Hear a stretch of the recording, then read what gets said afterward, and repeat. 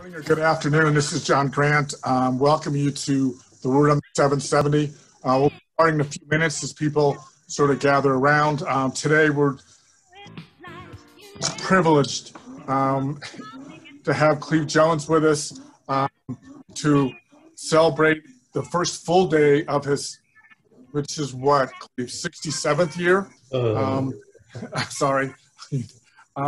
And well as to have a conversation. I hope that's, I'm sure will be instructive about change, history, and how do we keep community and our friends through all this. And Lisa, if you could give me a sense of when you think it's.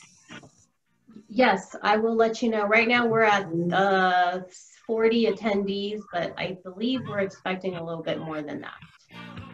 So we usually start 5 minutes, okay, and it's 12:01 right now. Okay, so we gotta come up with fill time. Okay, so welcome to the third season of the Word of the 770.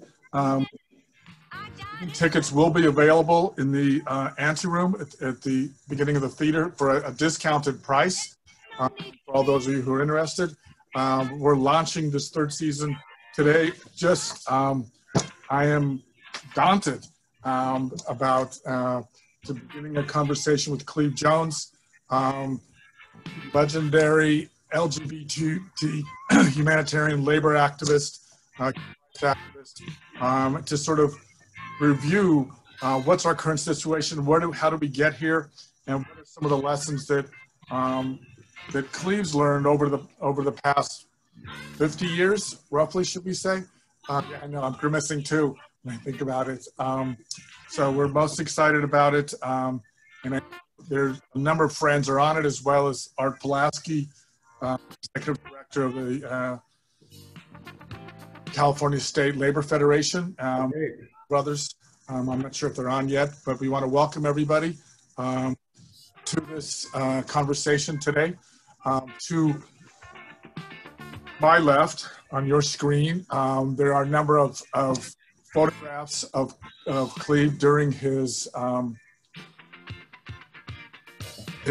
career, from early days with Harvey Milk to addressing what it looks like in Washington, D.C. So we're actually excited about this conversation today, and can't wait to get started. We're going to give a couple more minutes for folks to come on the line, since this is a new format, so people should settle down with their tofu sandwiches and a beer and have lunch with us, since we're looking forward to this conversation to break in the new season. And we're at 53 participants, and it's 12:03. I think we should. And so with me today is Kathy Finn, Secretary Treasurer of Local 770, Rachel Torres, Deputy Director of Political and Civil Rights, Jennifer Castro, and who is Executive Staff, and of course our honored guest, Cleve Jones. This conversation today came out of a discussion that somebody's been having around the question of COVID. How do we set up protocols? How do we instruct and develop a fighting spirit to protect ourselves within each of our plants, factories, dispensaries, and stores? And as we looked beyond the protocols, beyond the language, beyond the protection, we come to realize that, in fact, one of the stressors on us is the stress and the mental and psychological burden that all of us face. And as we came to that realization, Rachel Torres basically suggested, why don't we talk to Cleve and the work that he did during the AIDS epidemic during the 80s and 90s. And because that, I think, is an issue that is going to become more and more into the fore around the issue of the COVID. So let me start off so as a result, where can we find the strength to keep going, the vision to understand what we need to do, the burning patience which we need to carry with us to realize that change takes time, and it has to be built among masses of people, and resilience. And that's important for, in the midst of all this, between this and the elections, we're faced with a daunting task right now. And I just want to point out one fact for those of you in California: the Republicans are beginning to set up fake ballot drop boxes in two of the most heavily contested congressional races in California, setting them up outside institutions to in fact deceive and confuse folks from voting. This is the kind of crap that we have to deal with. And when you deal with this, how do you maintain a vision? How do you maintain a perspective about being able to change whilst you're being attacked from left and right? So our guest today is Cleve Jones, whose career spans both literally and figuratively the Hughes Corporation, Don't Rock the Boat, to Patti Smith's Till Victory. And I think in many senses that, and I have a playlist available for those who want it from Cleve's book, When We Rise, which I strongly recommend. Again, we want to wish Cleve a happy birthday. Yesterday was his birthday. And just for those of you who unfortunately don't, or not, haven't been able to sort of understand and realize the tremendous contributions that Cleve has made to us, all of us. 14 in 1968, he was already leafleting against the war in Vietnam. 73, he had moved to, we call them in LA, Frisco. I know those up north don't like that term, but, and to be able to sort of find himself in the movement. He was part of the Butterfly Brigade, which stood up and, fought back against those thugs and frankly social fascists who are phobic and transphobic. Went through communities from San Francisco beating up our LGBTQ folks. He then was a staffer to Harvey Milk, who was he was one of his mentees. You'll see him in the picture on the far left, where he is. Harvey asked him to basically be campaign director against this initiative, to be field director to develop disaster marches about how do we march for power without destroying our community, as well as communications experts. And after the horrific murder of Milk, continued his fight, was asked to become staff member for the California Speaker, and most notably for me, which at some point, I'd love to hear about it, smoked a joint with Allen Ginsberg in Washington, D.C., organized and conceived of the idea of the quilt, which I think is probably one of the most moving and heartwarming sort of cultural symbols of how AIDS ripped this country apart and how we have to stitch ourselves together to continue to go on. But this was not without suffering. Contracted AIDS during the 90s, was deathly ill, as well as being attacked, viciously attacked, stabbed, left, bleeding for dead on the street in front of his home, stabs in his back, and basically attempted to slash, if I'm correct, your neck. And yet came back and continued to fight, spearheaded the defense of the marriage equality when others had said, as with the quilt, don't do this, it's not going to make any sense, you're stupid, you're wrong. And in fact, well, I think, in large part, the credit to him, should go for it, like standing firm and fighting and fighting and fighting to make sure that equality is available for all of us. And then, of course, continued on as a labor activist and organizer and I love this phrase from when you were organizing the Toronto Hilton: you have to sleep with the right people. And so, Cleve, we'd like to welcome you to 770 and the Word on 770 today. Great. Thank you so much. Hello, everybody. It's great to be with you. And before we actually get started with the questions and everything, I just want to say how much respect I have for UFCW and your membership. And I live part-time in San Francisco and part-time in Guerneville, California, north of San Francisco. I shop at Union grocery stores in both towns. And You know, I think that everybody in both communities really looks at the workers in those grocery stores as, you know, frontline essential workers who are taking great risks to help us keep food on our table during COVID-19. So I think of those folks and the people in the processing plants as real heroes. And as we move forward with this experience, you know, I'm always ready to assist you in any way I possibly can. I just think it's so critical that those stories be told, that those workers be heard from, that they be offered the opportunity to work in places that are safe and treated with respect and paid properly. So Yes. I'm happy to be with you. Thank you. Thank you. Again, I would strongly encourage folks to purchase When We Rise, Cleve's book, which can fill in much of it. It's a exciting. I mean, it's a great read. That's all I have to say, and it's peppered with a few anecdotes here and there that keep your attention. Thank you. Cleve, one of the I think the first chapter you talk about that you're part of the last generation who grew up not knowing that there was anyone else like you.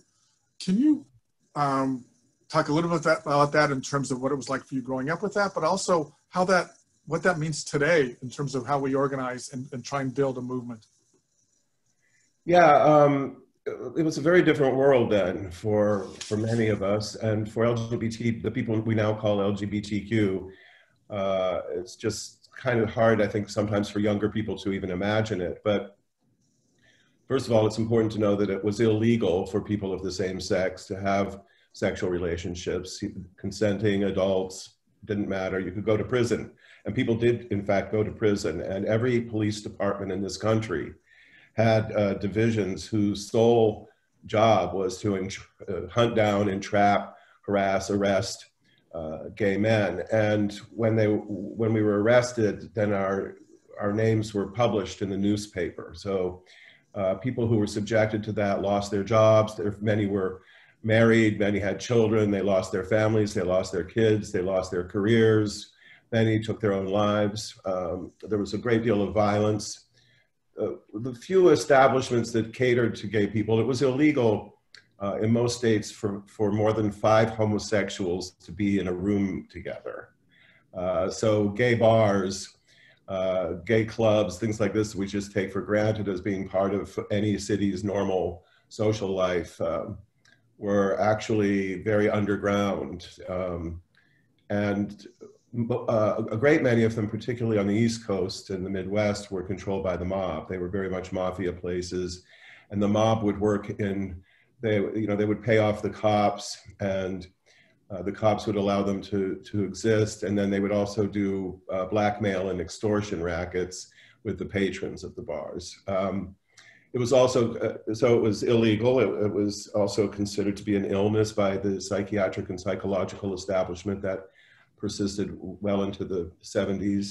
But I think the biggest thing for a kid growing up queer then was that there was just no one you could look to and say, oh, I'm like that person. And so I really didn't understand that there were other people on the planet that felt the way I did at all as a kid. I thought I was just an alien being, and I think that's very, very harmful for kids, and that's part of why I begin my book and end my book as well by saying that the movement saved my life, because, and I should say, even though we've made great progress, I'm sure within a mile of where I'm sitting right now and within a mile of where each of you is sitting right now, there is some young kid grappling with the fact that they're different. Maybe they're queer, maybe they're trans, but they're getting ready to take their own life. And the suicide rate remains appallingly high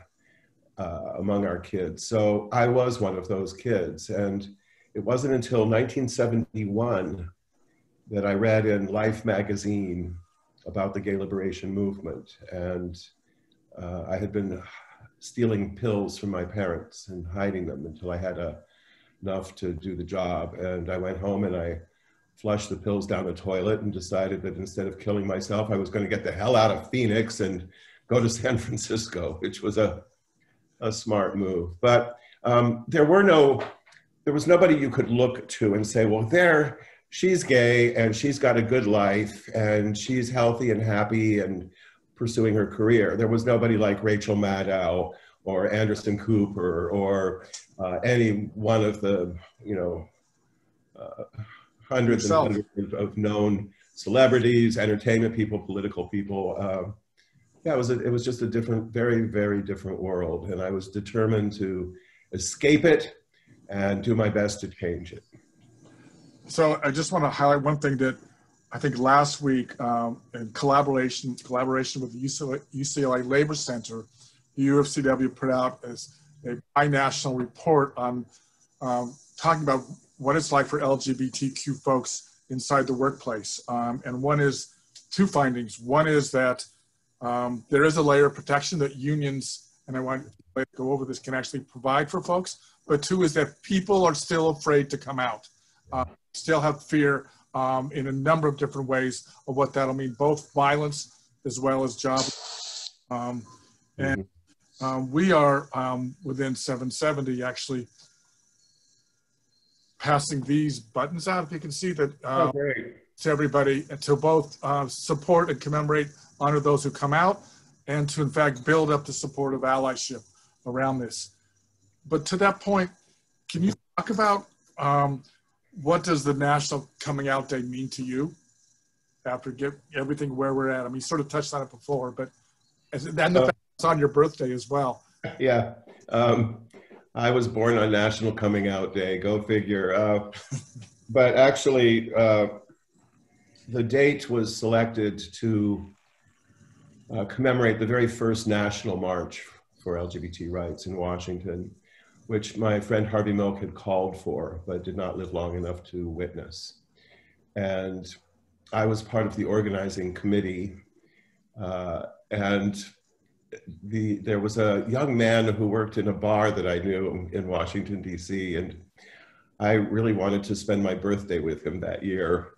So as we were trying to figure out which date to have the march on, I kept pushing for what we used to call Columbus Day weekend as the time to go, because I could get a day off from work and I could go to Washington and see this bartender. And so that ended up being the date. And then later it was named National Coming Out Day as an effort to really try to encourage people to come out of the closet. And to your point, it remains risky. There is a definite fear among many workers that they will be subjected to some form of abuse at the work site. In my union, Unite Here, the hospitality workers, we do a good job of including that protective language to protect workers from discrimination or abuse based on sexual orientation or gender identity. And I'm very proud of that work because there's still so many jurisdictions throughout the United States that offer no such protection for any, And so when you get that contract language, so if you work at a union hotel, and even if it's in Georgia or Texas or Florida or Louisiana, if it's a union shop, you're going to have that language and you're going to have access to the health plan for your partner as well. And more we're seeing that the larger employers are at least pretending to pay attention to this, but we see the proliferation of these diversity and inclusion programs, and a lot of the big corporations now will even have a vice president for diversity and inclusion. And I'm happy to hear that. I'm always a bit skeptical, and I hear from ordinary workers inside those corporations who say that they still are not out at work because they think it would put a limit on their career. And then also to this business about diversity and inclusion. I live in San Francisco, and I feel compelled to point out that one can have all the diversity and inclusion that one could imagine and still be ruled by the same oligarchs that were, cracking the whip beforehand. And that's certainly true in San Francisco. And we have incredible diversity and inclusion at all levels of government. but it's basically the same ruling families that have called the shots here for several generations. I'm trying to be too quick. I think if you could talk about, I guess, a little bit when the AIDS epidemic first hit. It was obviously one of the more moving parts of the book in terms of just the devastation, where you said you either knew somebody who was dying, dead, or caring for somebody who was about to. And I think many maybe don't understand. I lost my cousin, the extent to which it enveloped whole communities, and the way it just tore devastation about that, and then how that led to in part your conception of the quilt project. Well, you know, I never thought I'd have to live through a second pandemic, and there are definite parallels between the two experiences, while the diseases themselves are quite different. I first learned about what we now call HIV/AIDS in June of 1981 through the Morbidity and Mortality Weekly Report published by the now politicized and eviscerated Centers for Disease Control. It was June of '81. It was the first 2 or 3 paragraphs ever printed about the new disease, and I remember being alarmed by it. That was the early summer of '81. By '85, just 4 years later, as you say, almost everyone I knew was dead or dying or caring for someone who was dying.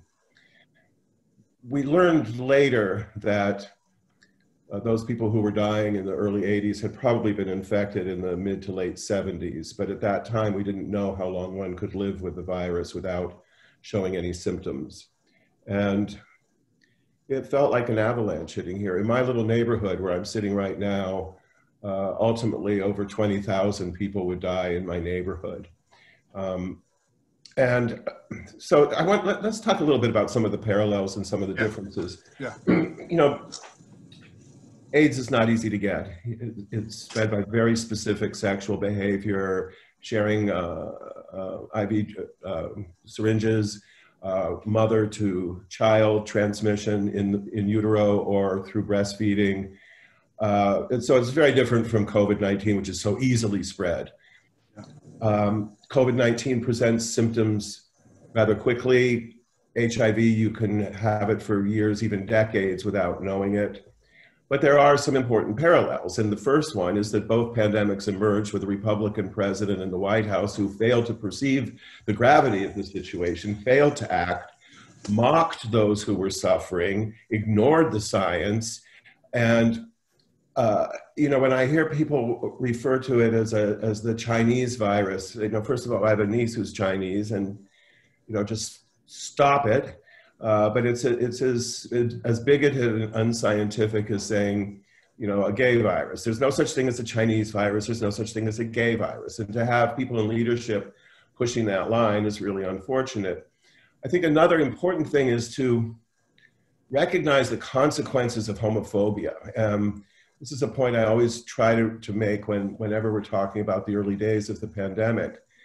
It was first identified among gay men in North America. And most, not all, but most of those first gay men who were identified were white, probably because they had access to health care in larger numbers than their black and brown brothers. But the first cases were perceived as gay men. And so we failed to act. The Republicans had a convention, I think it was in Long Beach in '82, I think, or '83, and they had bumper stickers that said, AIDS, it's killing all the right people. And so this disease that was first seen among gay men, then very soon we came to understand was spreading very rapidly, particularly in African-American communities. And then it settled in the South, just like what we've seen with COVID. But the perception of HIV/AIDS as a gay disease meant people could say, oh, that's not happening to me. I don't have to worry about that. I don't have to vote for funding for that. I don't have to support research for that. And the consequence of that is that the one nation on earth that had the advance warning, the power, the resources, the knowledge, the information to halt the thing in its tracks, failed completely.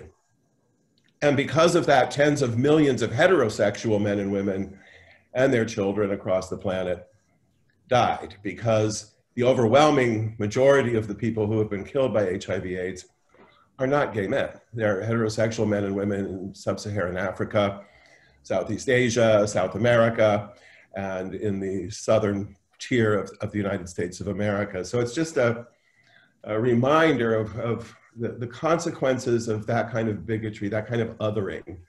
And then the issue of trusting government. At the beginning of the HIV/AIDS pandemic, similar to the debate about wearing face masks, you had denialists, people who didn't want to change their behavior, who said this was a government plot or it was a hoax of some sort. And of course, gay people, particularly gay men, had very little reason to trust their government. Their government had been hunting them down and jailing them for generations.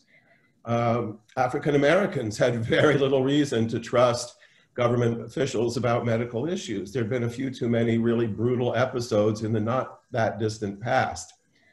So even now we see that the less that people feel they can trust these officials, the more likely we're going to set ourselves up for these kinds of pandemic situations. I also would say one more thing before we move on. Everybody's talking about this vaccine that's going to be out by election day. I remember Margaret Heckler, when she was Secretary of Health and Human Services in 1985, had a big press conference and said, we're going to have a vaccine for AIDS, 18 months, it's going to be ready to go, Well, I'm still waiting, and we don't have that vaccine. So I think people need to be very circumspect about these promises of a vaccine.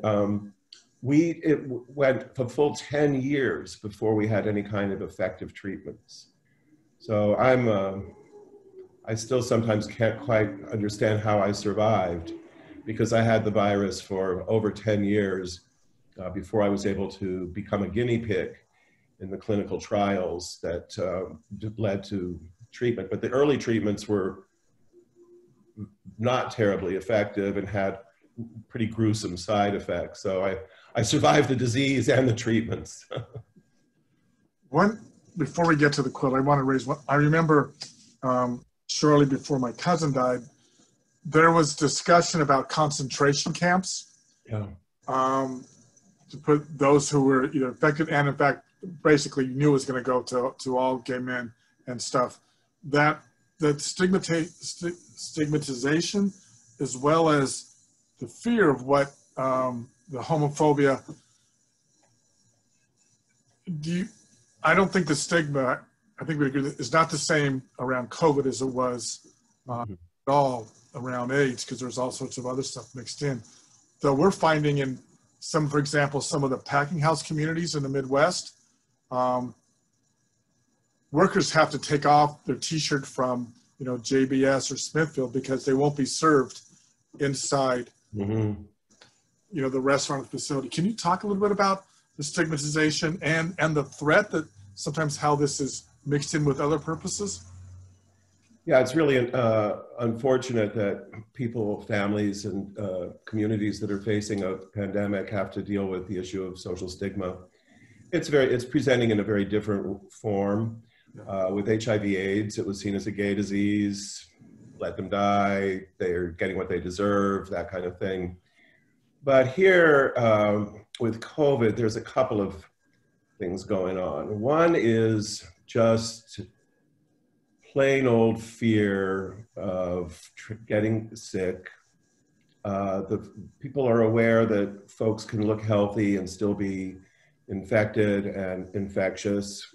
So there's some concern about that, which is understandable. But then when you layer over that all of this confusion and misinformation about the practical common sense ways we can protect one another, it makes it bad. I think also for a lot of the folks that are dealing with a sick family member, there's concern about job security. And there's a concern, we heard, I think it was was it in Wisconsin, where the state Supreme Court justice was referring to the meatpacking plant workers and saying, oh, they're not like us, meaning they weren't white. Yeah. I think for many people, there's a concern that they'll be denied service, that they'll be denied employment, that their families will be subjected to some sort of repercussions. And then we see, sadly, that the thing you described with people needing to change out of their work clothes so that they wouldn't be identified as working in one of those plants. Across the planet, we've heard horrific stories of nurses and doctors, people who are on the front line in the hospitals, being subjected to the same kind of abuse by people. And that's what happens when governments allow ignorance to spread, and when governments don't respond with facts and clear guidance. You know, I wish we had Fauci up there every morning giving the nation a report on what we're doing. From the get-go, they screwed it up with the messaging around facial coverings. They were trying to reserve the stockpile for the frontline workers in the hospitals, but the message got all garbled up, and we're still dealing with the consequences of that. So if you could tie your creation of the quilt and what that meant to, which is the month of mourning, that you've sort of stood and rallied all of us around. And I'd say, as we're talking right now, Jennifer's father is building an altar on our first floor where we're going to have mass music, commemoration, and remembrances for folks to bring and drop stuff off, along with a couple other things, including we're still holding on to the car caravan idea that you suggested. You could tie the two together, sort of what you know, to the extent that it can dissimilar and the effects we're looking for there. So one of the other parallels between the two pandemics is the disruption of normal patterns of grieving. All cultures have well-established systems to deal with grief and mourning and loss. In the case of AIDS, for gay men in particular, we had been cast out of our churches. We had been rejected by our families, many, not all. So one of the things that was happening in my community is that we were losing people every week. We were crossing names out of our address book every week. And our little community newspaper every week was listing dozens and dozens of people who had passed. But often we were denied the funeral, we denied the memorial service, ignored by the family. So I could tell in my community that people were becoming paralyzed by grief and fear, and we needed to create a way for people to grieve together. With COVID, of course, it's been disrupted by the nature of the disease and how it's transmitted. And so we're not seeing the memorial services and the funerals, or if they're happening, they're online, which is a poor substitute. We can't touch each other, we can't hold each other, hug each other, we can't embrace the children that have been left behind. It's very, very difficult. So it contributes to a distancing from what's happening. And so for me, the quilt, I had been struggling with it for really months, a couple of years actually, trying to find a way to allow people to grieve together, to keep us strong. All I could say to people for years and years and years was, don't give up. Eventually they will find a treatment. And we just have to stay alive till then and try to keep our movement above water somehow. And then when the death toll in San Francisco hit 1,000, we did our annual candlelight tribute to Harvey Milk and George Moscone every year on November 27th. We reenact the candlelight march that happened in 1978 when they were killed. And And the death toll had hit 1,000 that week from AIDS. I was just so struck by that number because I knew almost all of them. I didn't, I wasn't friends with all of them, but the Castro's a tight-knit neighborhood, and these were people. This was the mail carrier and the bus driver and, the cute guy that ran the cash register at the bakery. These were the people that were part of my everyday life, and they were just disappearing. And so that night, as we marched for Harvey, we had big stacks of poster board and marker pens, and I asked everybody to write down the name of someone they knew who had died. And at first, because of the stigma, people were reluctant to do that. They would put, Johnny B or JW or something. And then people began writing the first and last names. That alone was a rather bold step because families were not identifying the cause of death in the obituaries if they placed an obituary.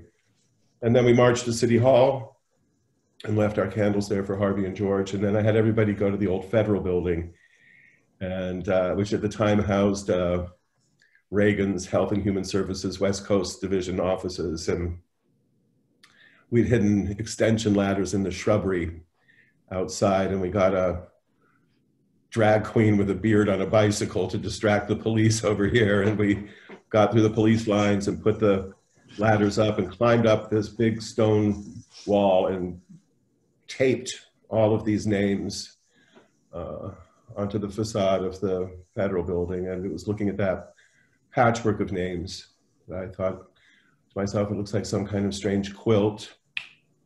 Immediately thought of my grandma, my great grandma, and the quilt that she made for me, which is still on my bed. And it was such a warm, comforting, middle class, middle American, traditional family values sort of symbol that I thought, well, that's it. And this is the symbol.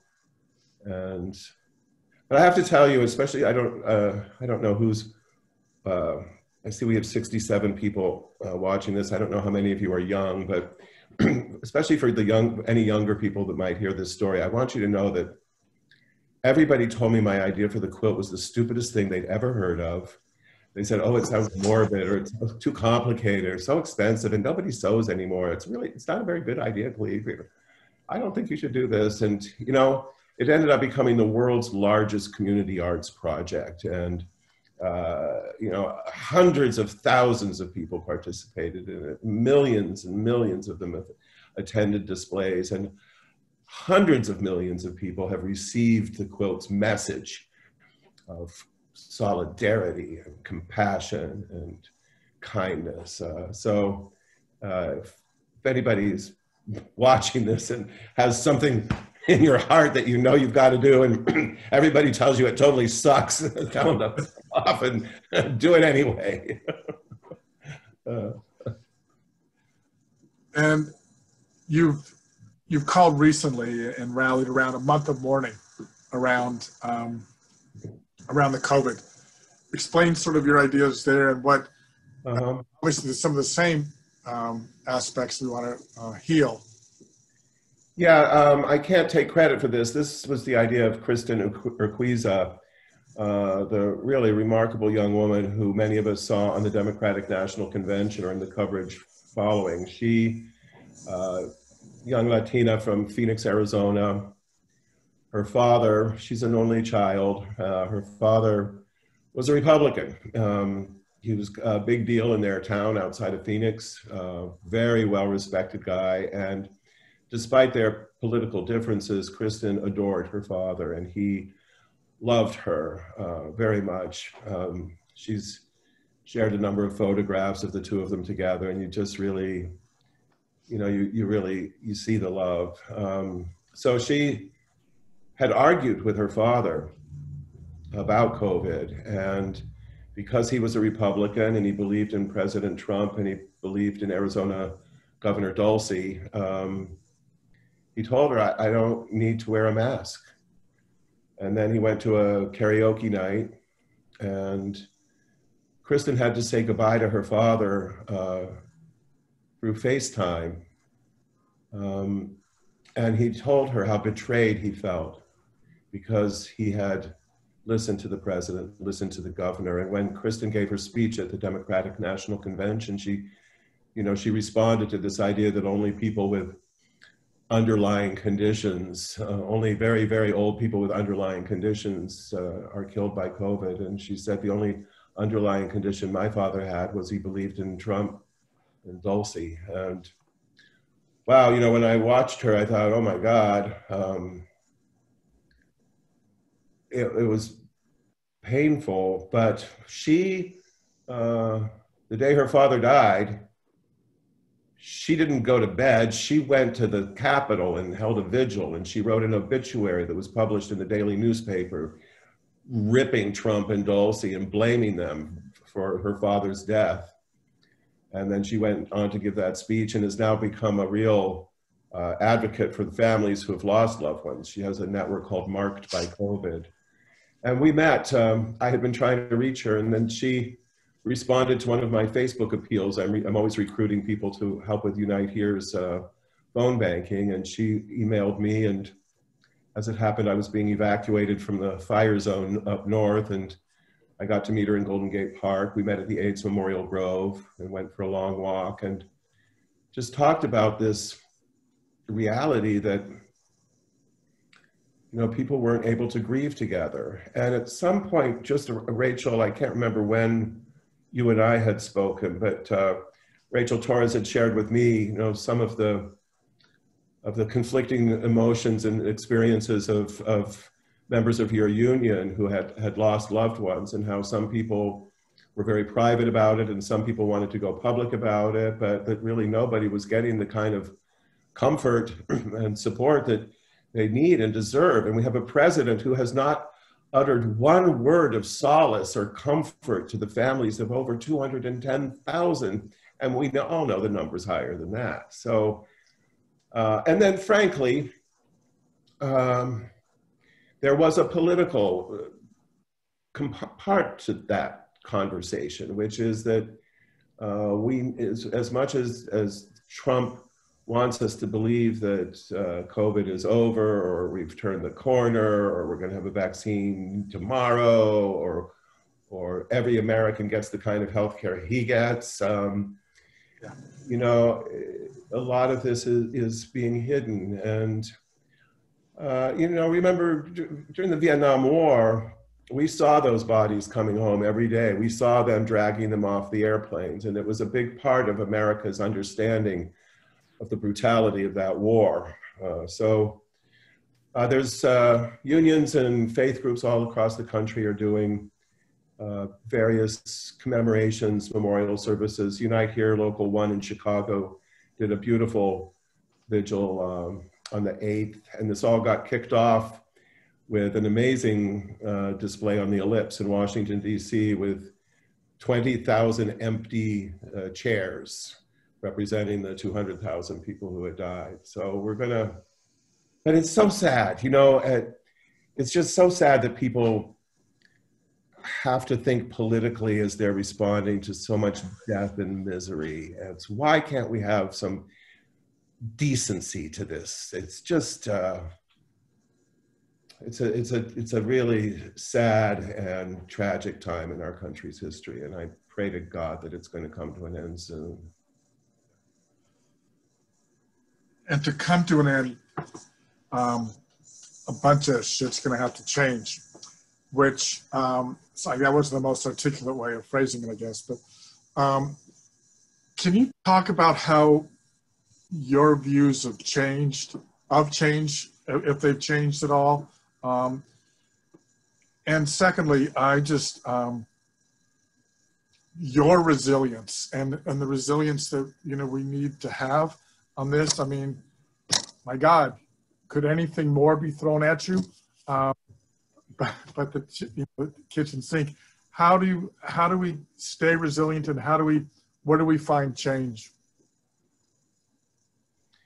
Well, this is all really kind of one thing. When I was young, I believed that we could change the world and that we could make it happen quickly. And then I saw the war go on, and I saw the abuse of workers go on, and racism and anti-Semitism go on, and homophobia went on, and okay, so this takes a while. And then when AIDS came, to have to wait 10 years while all my friends died for the treatment to come. So what I've come to understand is that the things we're fighting for, these are not victories that we win in a matter of days or weeks or months or years or even decades, that this struggle is a permanent struggle. And the sooner we accept that within our own beings, within our own souls, the sooner we will be strengthened for the long haul. Because even when we win, there's no assurance that that victory is permanent. We looked at the Supreme Court session just opened. You've got Thomas and Alito the first day, and they say they want to undo marriage equality. So we look at reproductive rights for women, marriage equality for LGBT, the Voting Rights Act. We see how victories can be undone. And so we have to be ever vigilant and prepared to defend those advances as we win. So what I say, especially to young people, is that what you're fighting for matters so much, and you need to prepare yourself to spend your whole damn life fighting for it and defending the victories that you do win. And you have to understand that that's evidence of how much value we place on these struggles and these rights and these dreams and goals and hopes for peace and for social justice, hopes to save the freaking planet. This doesn't happen overnight. It's not going to happen by November 3rd. It's not going to happen by January 20th. It's not going to happen next year or the year after that. It has to constantly be, you have to constantly be moving forward. So having said that, you know, I hope that you all can find your special place in our movement. And for me, I love what I do. So I don't engage in a lot of blaming and shaming and finger wagging and the rest. I want to raise people up and tell them their lives matter and that they're beautiful and that they have something special and unique and wonderful that they can bring to this struggle. And we're all different people. Some of us like to talk. Some of us like to write. Some of us like to do research. Some of us have artistic ability. Some of us can write music and create songs. All of us have something. So find what that is within yourself and find something that brings you joy, because that will sustain you and that will help you absorb the many blows that you will receive against you and keep your head up and your shoulders back and moving forward. Find your way to join the movement, to be in the movement that makes you happy. Thank you. You've taken part in a number of strategies to produce change. We talked a little bit earlier about all this diversity training that's going on. It's critically important in terms of strategy. Here at 770, we're about to embark in a session of conversations to deal with racism, in particular anti-Black racism. And that's similar to a number of other areas, you know, in terms of how do you change the union? How do you make it one that in fact lifts up and develops leadership amongst those who do the work? But a friend of mine told me once that culture smashes strategy every day of the week. Can you talk a little bit about how we, our best attempts to strategize, and then how do we take in consideration just the way we've been crippled, you know, culturally in so many different ways, that it's sometimes limits our ability to affect change? I know it's a sort of broad question, but. That's a very broad question, and there are, I think, you know, many books being written about it right now. My friend Alicia Garza just has a new book out that speaks to this. I always feel, so part of me feels like whenever I approach something big, that I need to kind of step back a bit. And it used to be when we still used typewriters, I would take this big giant idea and I would try to get it down to one piece of paper, double spaced, typed. This is what we're doing. And to understand that sometimes we embark on these journeys and we don't know where we're going at all. And we just have to take the first step and trust in whatever higher power we might believe that the second and third will shortly be revealed. But I think as we approach particularly the deeply ingrained racist tendency of this country, you know, I think it's important to really give people the ability to tell their stories and speak for themselves, and to try to, especially for, I think this is important for labor unions, to put some metrics to it. I'm always now getting invited to speak at these diversity and inclusion panels that are sponsored by corporations. And I say, we need to add another word to that. It's diversity and inclusion and equity. And so what are the metrics by which we can measure? Because you can't measure feelings, and you can't, we spend a lot of time talking about our vocabulary and our pronouns, and all of this is very important, and it's like very inwardly directed. So I think things need to be more directed, more outward, and to build into it ways in which we measure progress, whether that's the number of people, what they look like, how much they're paid, how much, you know, they have opportunity for advancement. And then I also think it has to include a deeper criticism of our society and our culture. I have a running argument with Stuart Milk, Harvey Milk's nephew, who I think doesn't have a clue what his uncle fought for. And he has done things with the Trump administration. And he said that, you know, we have a seat at that table. I don't want a seat at that table. There's some tables we don't want to be sitting at. There's some tables that should be smashed and used as kindling. So changing the, you know,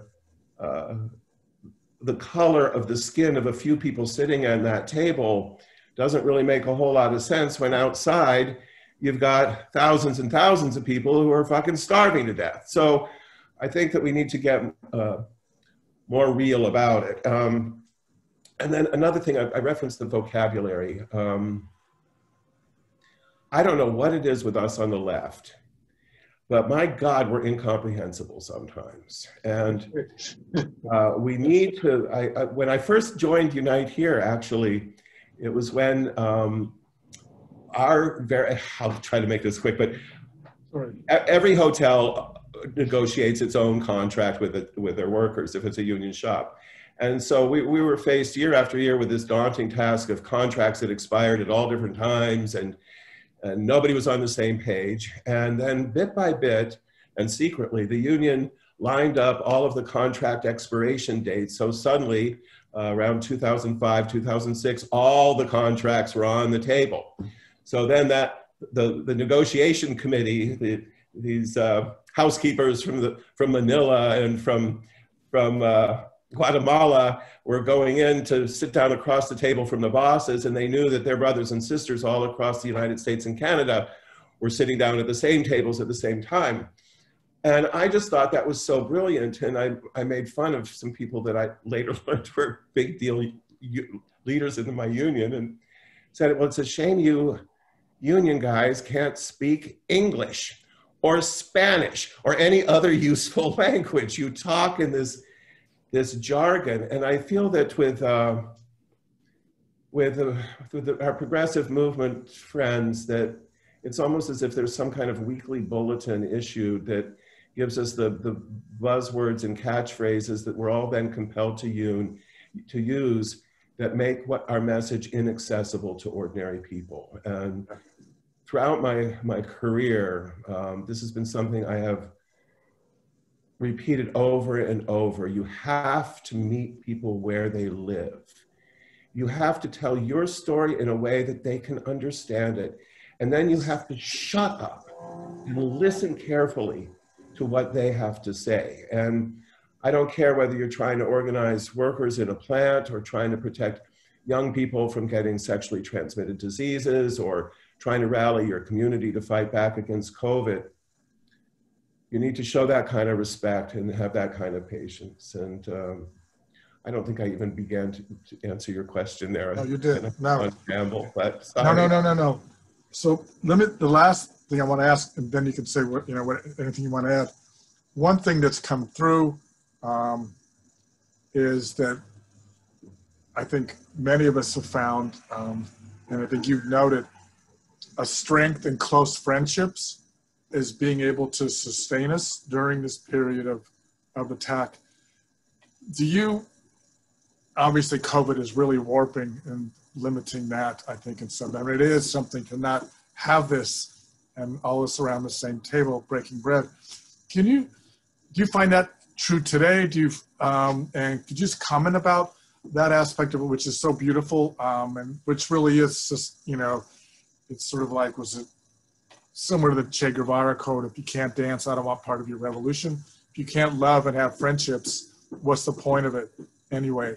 Well, I'm a product of a movement that was all about love. We said that we had the right to love each other.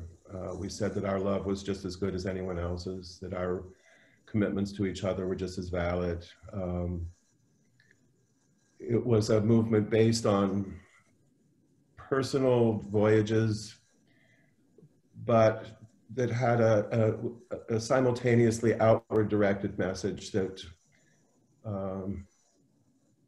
was still just based on love. Love your children, love all of your children. Don't love any of them less than the others. I think that what we're dealing with right now, and this is part of what's so awful about our situation, is people all across this country are really deep in grief. We're grieving friends and colleagues who've died of COVID. We're grieving our favorite businesses disappearing. Last night for my birthday, I went a walk through my neighborhood that has been my home, my safe place since 1972. And every other storefront is boarded up with plywood. People are leaving. People are grieving the loss of their jobs, the loss of their savings. They're grieving the loss of their future, their children's education. My sister teaches in the Oakland School District. She's got 2 kids at home that she's trying to supervise their education while doing FaceTime and Zoom calls with her class. We're grieving our future. We feel like everything has been turned upside down and we've got a maniac in charge who does not care about any of us. And I think right now, more than ever before, we need to show each other how much we love each other and how much we are willing to trust each other and defend each other. I am very fearful of what the next few weeks, couple months are going to be like as we get to the election and then Inauguration Day and hopefully the end of this regime. So surround yourselves with the people that you love, and despite COVID, find every way to be there for each other. Tell each other that we love each other, and also look at who your friends are. Look through your Facebook friends lists. Look at who you're having church services with on Zoom. And if everybody in those rooms looks like you, maybe make a bit more of an effort to, broaden your circles. Now's the time for us all to reach out and make as many connections, new connections as we can, and strengthen the existing connections, because the road ahead is not going to be easy. We really, really need to love each other and care for each other and make that part of our work every single day. Thank you, Cleve. I think it's a tough road ahead, but it's going to be the love that's going to sustain us, and that's the reason we're here in the first place, celebrating our creation, however that came about. I'm sorry I dominated. I just and didn't afford folks the opportunity to ask questions, but I really appreciate the time that you've given us today. My pleasure. Thanks so much for having me. Thank you so much. And everybody stay safe and be well and keep fighting. Thank you. Thank you.